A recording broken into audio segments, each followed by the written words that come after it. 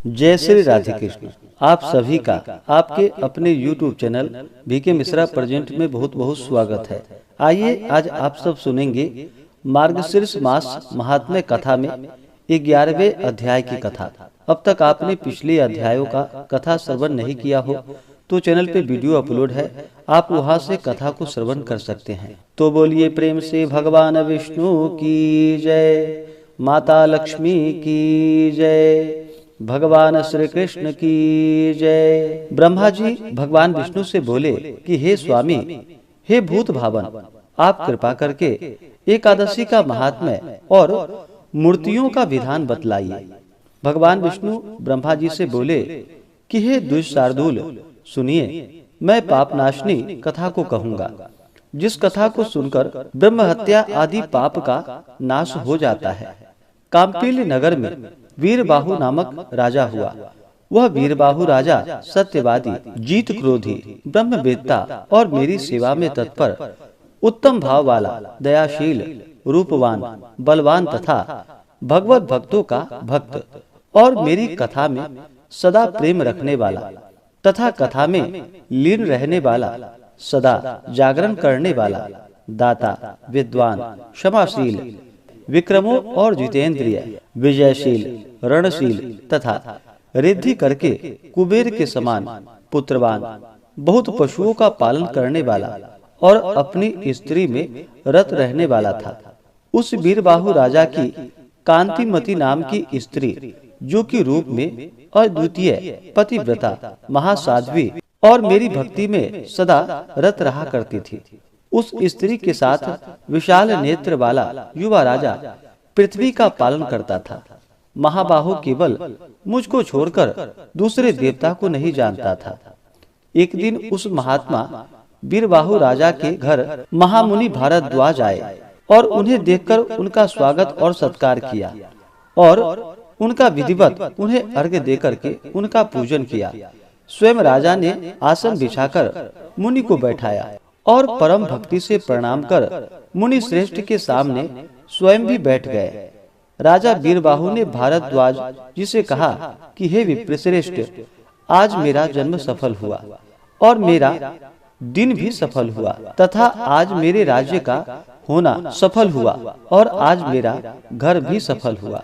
हे विप्रसे, परमात्मा जनार्दन मुझ पर प्रसन्न है, जो कि आज योगी श्रेष्ठ आप मेरे घर आए।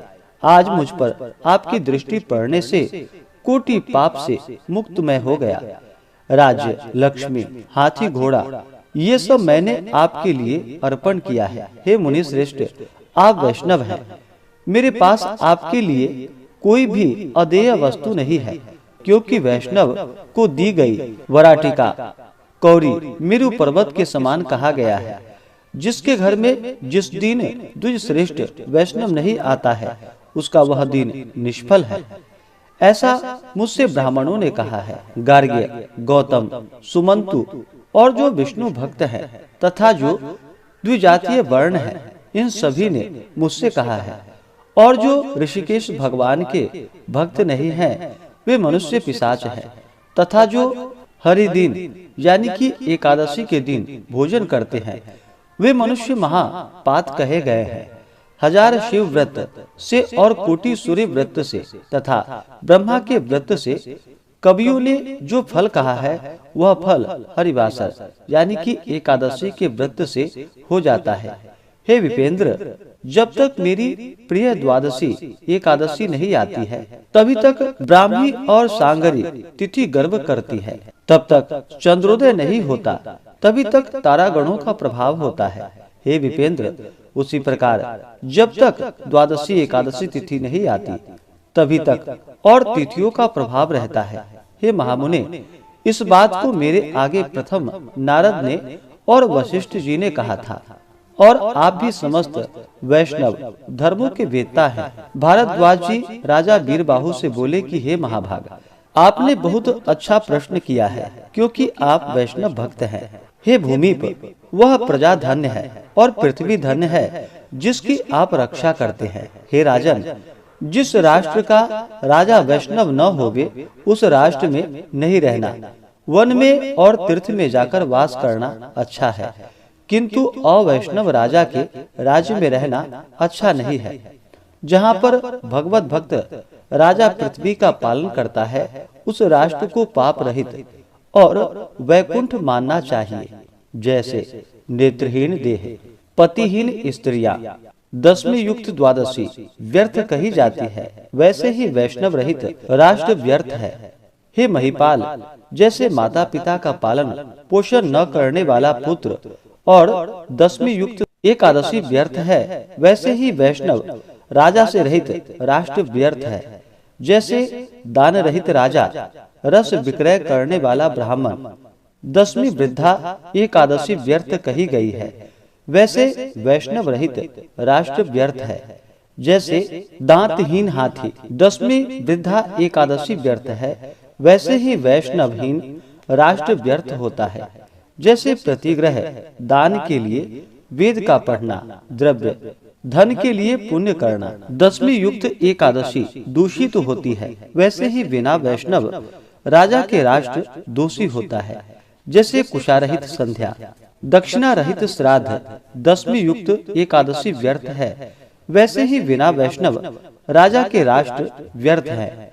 जैसे शिखाधारी और कपिला गौ का दूध पीने वाला शुद्ध तथा दसवीं युक्त एकादशी दूषित है, वैसे ही बिना वैष्णव राजा के राष्ट्र दोषी हैं।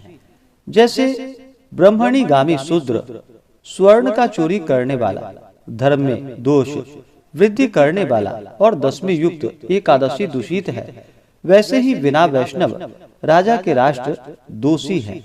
हे नरोत्तम, जैसे हरि वृक्ष, सूर्य वृक्ष आदि का छेदन करना, जैसे मंत्र रहित आहुति, मृतावस्था यानी कि मृत बछड़ा वाली गौ का दूध दोष कहा है, वैसे ही बिना वैष्णव राजा का राष्ट्र दोष युक्त होता है।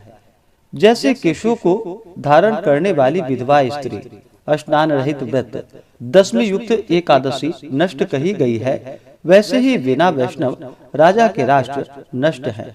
जो मधुसूदन भगवान का भक्त है, उसी को श्रेष्ठ लोग राजा कहते हैं और उसका राष्ट्र नित्य बढ़ता रहता है, स्वयं प्रजाओं के साथ सुखी रहता है। हे राजन, आज मुझको आपने देखा, इसलिए मेरी दृष्टि सफल हो गई और आज मेरी वाणी आपके साथ भाषण करने से सफल हो गई। जहाँ वैष्णव लोगों का रहना सुनाई देवे, वहाँ दूर रहने पर भी अवश्य जाना चाहिए, क्योंकि उन वैष्णवों के दर्शन से तीर्थ स्नान करने का पुण्य होता है।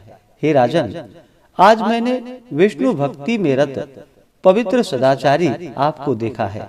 हे नराधीप, आपका कल्याण होवे, आप सुखी होकर रहे। इसी समय राज्ञी कांतिमती ने समस्त योगियों में श्रेष्ठ भारद्वाज मुनि श्रेष्ठ को नमस्कार किया।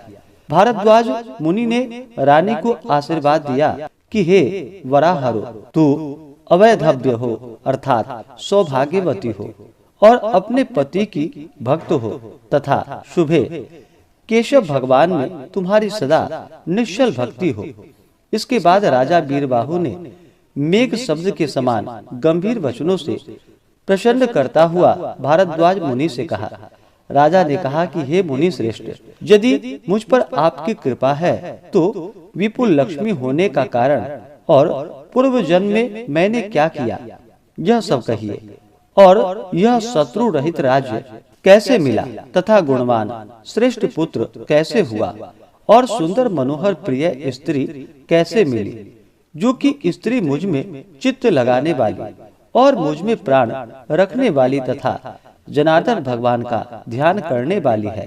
हे मुने, मैं कौन हूँ और यह मेरी स्त्री कैसे हुई तथा मैंने कौन सा धर्म किया, और हे मुने, इस शोभनांगी मेरी स्त्री ने क्या किया है तथा किस पुण्य से इस मनुष्य लोक में अत्यंत दुर्लभ लक्ष्मी मुझको मिली है और समस्त देशों के राजा लोग मेरे वश में हैं तथा पराक्रम और शरीर की आरोग्यता कभी नष्ट न होने वाली है। हे मुने, मेरा विपुल तेज कोई नहीं सह सकता और वह मेरी स्त्री दोष रहित है। इस विषय में मैं प्रतिज्ञा कर कह सकता हूँ। हे विप्र, मैंने पूर्व जन्म में किस पुण्य कर्म को किया है। इस तरह वीरबाहु राजा ने अपने पूर्व जन्म के कर्म को भारद्वाज मुनि से पूछा और अपनी स्त्री के पूर्व जन्म के कर्म को पूछा तथा संपत्ति होने का कारण पूछा।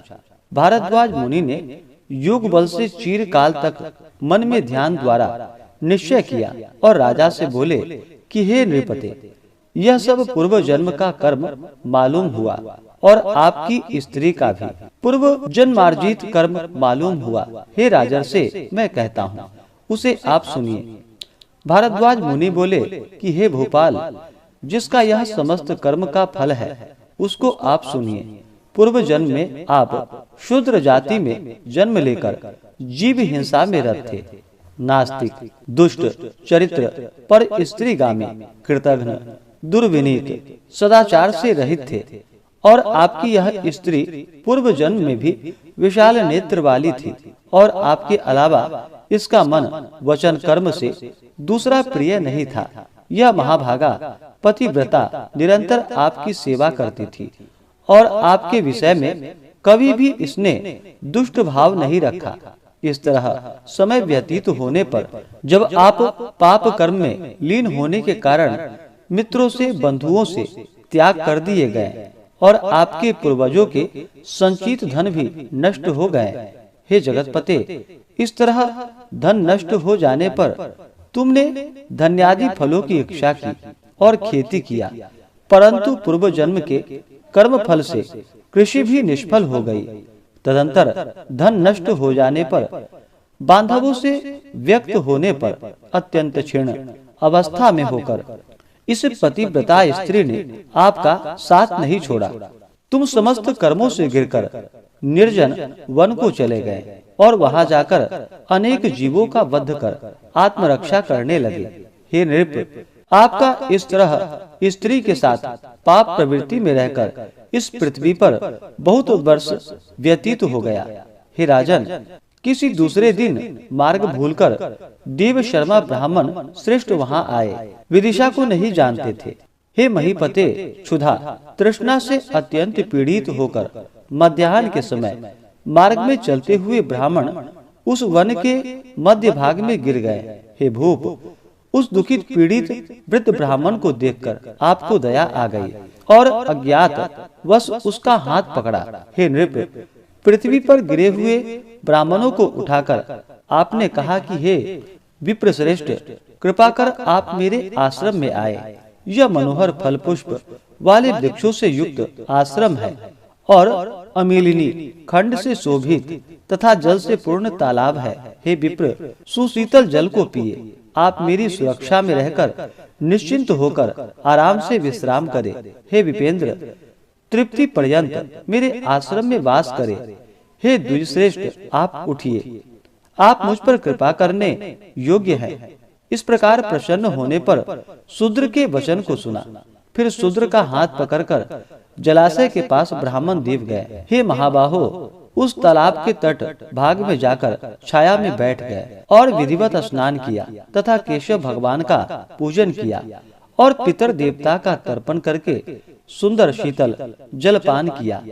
उस वृक्ष के मूल भाग में बैठकर देव शर्मा ब्राह्मण ने विश्राम किया।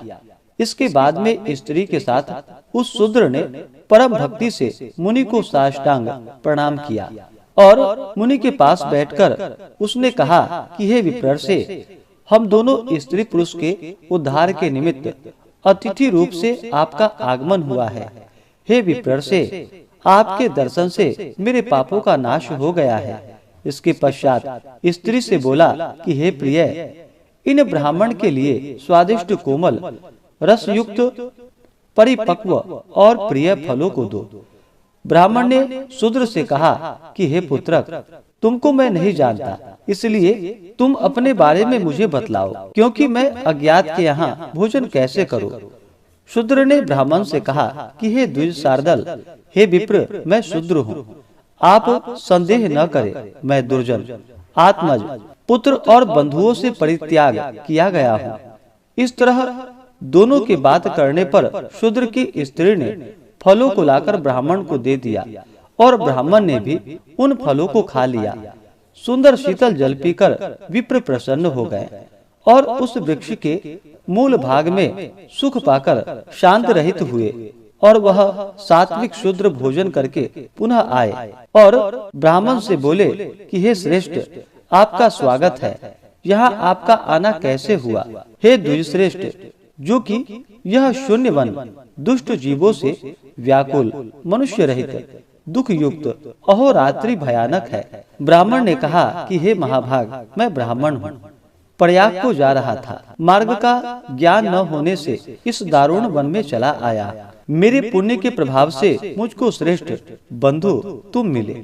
तुमने मुझे जीवन दिया। आप बताएं कि मैं आपका क्या उपकार करूं? शूद्र ने कहा कि हे विपेंद्र, राजा भीमसेन की एक सुरक्षित विदर्भ नगरी है। उस महाराष्ट्र देश में मेरा वास है। मैं जाति का शूद्र हूँ और महापापी हूँ। हे द्विजोत्तम, मैंने अपना विहित धर्म का त्याग कर दिया और जब मेरे बांधव वर्गों ने मेरा त्याग कर दिया तो मैं इस वन में चला आया। नित्य जीवों का वध कर स्त्री के साथ जीवन निर्वाह करता हूँ। हे महामुने, इस समय मैं पाप से अत्यंत विरक्त हो गया हूँ। हे प्रभु, मुझ पापी के लिए कुछ अनुग्रह कर दे। हे द्विजोत्तम, मेरे पुण्य प्रभाव से आप आए हैं।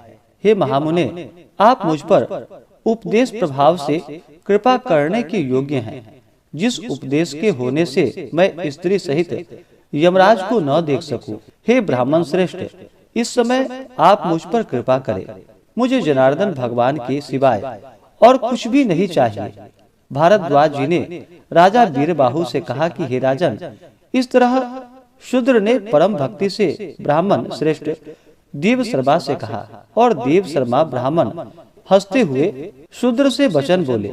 इस प्रकार से श्री स्कंद महापुराणे एकाशीतिहास्याम संहितायाम द्वितीय वैष्णव खंडे ब्रह्मा विष्णु संवादे मार्गशीर्ष मास महात्म्य 11वें अध्याय की कथा पूर्ण हुई। तो बोलिए प्रेम से भगवान विष्णु की जय, माता लक्ष्मी की जय, भगवान श्री कृष्ण की जय, सर्वदेवी देवता की जय। इसी प्रकार से अगर आप सब आगे के अध्यायों को सुनना चाहते हो, चैनल पे अगर आप नए हैं तो चैनल को लाल बटन दबा करके सब्सक्राइब करें, साथ में बेल आइकन घंटी को दबाएं ताकि वीडियो का नोटिफिकेशन आपको समय से मिलता रहे।